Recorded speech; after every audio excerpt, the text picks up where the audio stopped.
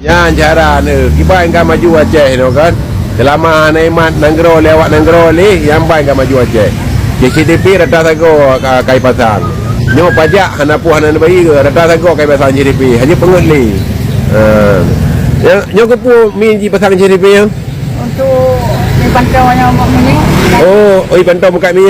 Jadi bayi pajak cara kiban? Oh cara online bagi pajak. Canggih-canggih itu. Ada canggih. Pokoknya selama pemerintah Naimat le awak Nanggro le ya. Ya.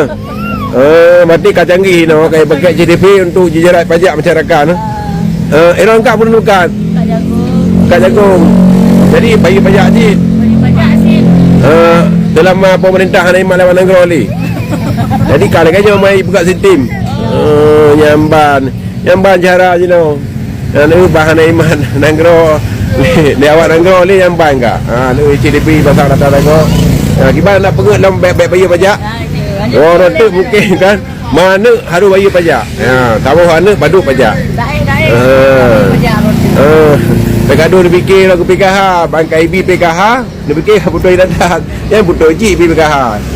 Tapi dia kan kena pajak je Malahir ni 28 juta tengah kena pajak dia orang. Kan yang alami kan?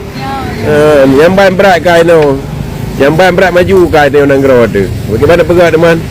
Selama Naimat lewat Nanggro kam berat maju. Limat lewat BKU kam maju Nanggro betul. Terima kasih pemerintah kerana pegat sistem ke masyarakat yang lebih hebat.